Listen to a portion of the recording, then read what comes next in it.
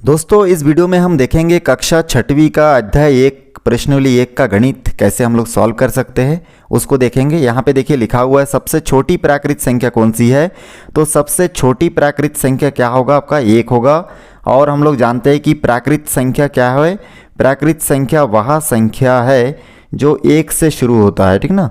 और इसको हम लोग n से दर्शाते हैं और ये 1 से शुरू होता है, उसको हम लोग क्या बोलते हैं, प्राकृत संख्या बोलते हैं। अब ये देखिए प्राकृत संख्या का एग्जाम्पल मैं अगर लूँ तो हम लोग जानते हैं कि 1 2 3 4 5 6 7 8 9 ऐसा करके हम लोग जानते हैं ये आगे चलता रहता है। हम लोग इत्यादि या फिर अनंत लिख सकते हैं जो कभी ना ख़त्म हो। तो यहाँ पे एक अंकों की सबसे छोटी प्राकृत संख्या बोलने से 1 बोलना है और सबसे छोटी प्राकृत संख्या कौन सी है तो भी हमारा आंसर 1 ही रहेगा। इसलिए देखिए पहला क्वेश्चन सॉल्व हो चुका है। तो प्राकृत संख्या किससे दर्शाते हैं, n से, 1 से शुरू होता है, ये आपको याद रखना है। चलिए दूसरे प्रश्न में आगे बढ़ते हैं। दूसरा प्रश्न में लिखा हुआ है 41,600 तथा 41,006 में कौन सी संख्या बड़ी संख्या है। अब यहाँ पे 41,006 और 41,600 में कौन सी बड़ी संख्या है ये आपको पता लगाना है।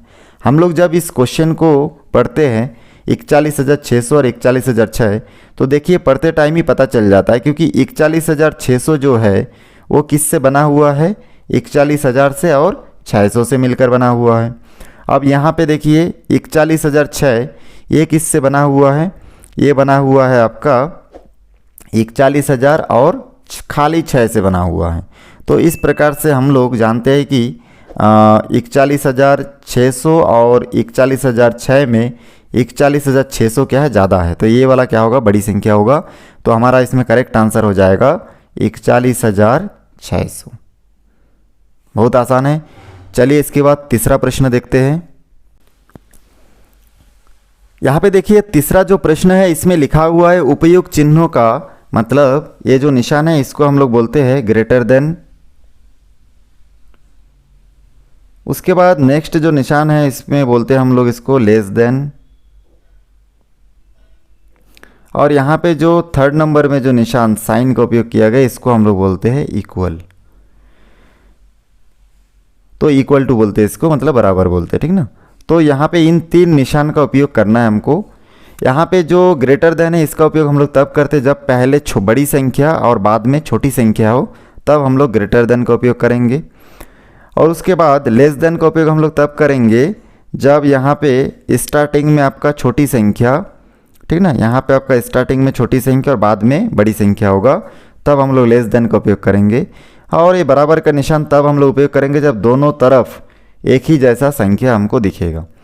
तो यहाँ पे हम लोग देख रहे हैं कि जो पहला प्रश्न इसमें दिया गया है, पहला प्रश्न में लिखा है 45 और बॉक्स के उस तरफ लिखा है 21।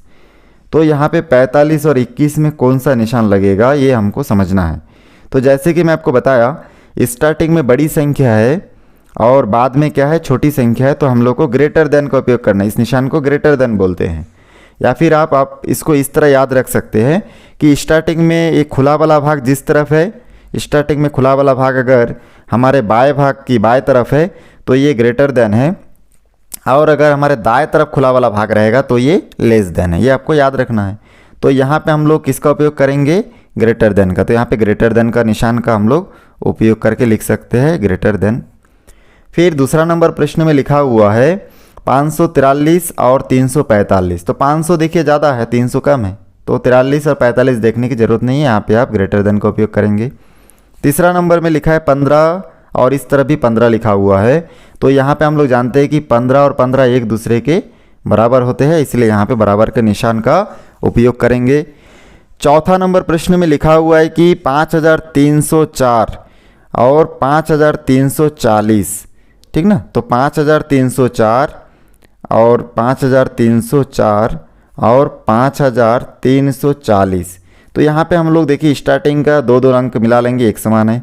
आखिरी का जो 2 अंक है वो देखिए एक में 4 है, एक में 40 है, मतलब ये 40 वाला ज़्यादा होगा। स्टार्टिंग तो समान था, तो ये वाला क्या होगा, ग्रेटर होगा। तो इसमें हम लोग उपयोग कौन सा करेंगे, लेस देन का उपयोग करेंगे, क्योंकि स्टार्टिंग में छोटी संख्या और बाद में बड़ी संख्या। तो हम लोग इस प्रकार निशान को घुमा के बड़ी संख्या की ओर कर देंगे, जिसको हम लोग लेस देन कहते हैं। उसके बाद 5वां प्रश्न में लिखा हुआ है 10,991 और 10,091 में कौन सी संख्या छोटी है और कौन सी बड़ी है, मतलब निशान कौन सा लगेगा इसमें। तो हम लोग देखेंगे कि यहाँ पे 10,991, तो 10,991 और लिखा हुआ है 10,091। इसमें हम लोग जानते हैं कि 10,000 तो सेम है, दोनों में एक समान है। अब उसके बाद यहाँ पे 991 है और यहाँ पे खाली 91, तो 991 बड़ी संख्या है। तो इस प्रकार से 10,991 बड़ी संख्या होगा, तो हम लोग यहाँ पे ग्रेटर देन का उपयोग करेंगे। 5वां प्रश्न में लिखा हुआ है कि कितना लिखा हुआ है देखिए, 99,876 और दूसरे तरफ लिखा है 99,786। इसमें हम लोग 99,000 और 99,000 को क्या कर देंगे, आपस में मिलाएंगे तो बराबर है। यहाँ पे देखिए 876 है और यहाँ पे 786 है, तो 800 ज़्यादा होगा, तो ये वाला क्या होगा, बड़ी संख्या हो जाएगा। तो इसलिए हम लोग ये निशान का उपयोग करेंगे ग्रेटर देन का। और इस प्रकार देखिए ये तीसरा का पूरा क्वेश्चन जो है हमारा सॉल्व हो चुका है। अब हम लोग आगे इसमें देखेंगे कि चौथा प्रश्न में क्या लिखा है। चौथा प्रश्न में लिखा हुआ है 1 से 100 के बीच की संख्या लिखने के लिए कितनी बार 9 का प्रयोग करना पड़ता है। तो इसको हम लोग अच्छे से जानने के लिए चलिए हम लोग 1 से 100 तक के गिनती वाले टेबल में हम लोग जाके देखते हैं। अब देखिए हम लोग 1 से 100 तक के टेबल में आ चुके हैं और इसमें 1 से 10 तक देखिए 9 कितने बार है उसको हम लोग पहले राउंड लगा के यहाँ पे लिखेंगे। तो ये एक बार है। यहाँ पे देखिए 11 से 20 के बीच में एक बार, 21 से 30 के बीच में एक बार, 31 से 39 के बीच में एक बार, 41 से 49 के बीच में एक बार, 51 से 60 के बीच में भी एक बार लिखा हुआ है, 61 से 70 के बीच में भी एक बार देखिए 9 लिखा हुआ है, 71 से 80 के बीच में भी एक बार लिखा हुआ है, 81 से 90 के बीच में देखिए 89 और 90 में भी लिखा हुआ है, 91 से देखिए यहाँ पे भी है। इस लाइन में पूरे 100 को छोड़ के बाकी सब जगह देखिए 9 लिखा हुआ है। तो इन पूरे को हम लोग इस पर राउंड लगा लेंगे और उस पर आखिरी में गिन के देखेंगे। तो यहाँ पे देखिए कितने बार है उसको गिन लेते हैं।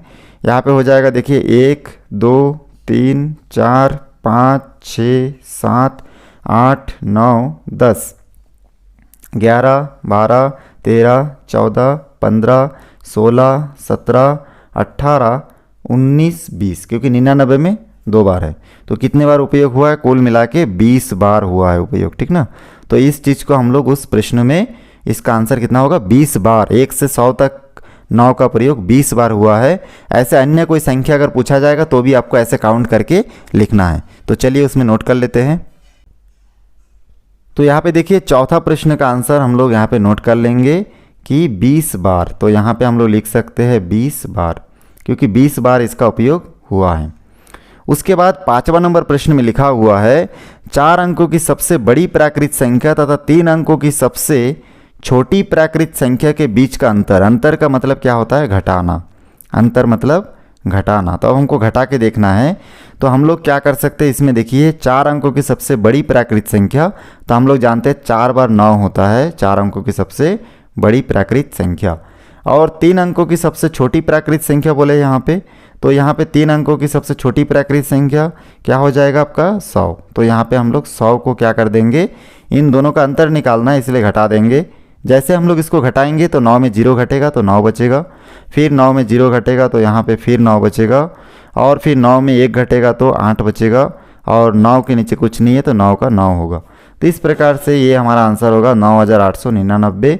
और बहुत ही आसानी से हमारा पहला अध्याय जो है कम्प्लीटली सॉल्व हो चुका है। मेरा वीडियो आपको अच्छा लगे तो लाइक शेयर और सब्सक्राइब करें, बेल आइकन को भी प्रेस करें। मेरे को कमेंट सेक्शन में जाके बताइए आपको कौन सा टॉपिक पे वीडियो देखना है जो कि आपको कठिन लगता होगा, मैथ्स बनाने में दिक्कत आ रही है। मैं उसका सॉल्यूशन बना के अपलोड करूँगा वीडियो। मेरे वीडियो को शुरू से आखिरी तक देखें, इसलिए आप सभी का बहुत बहुत धन्यवाद।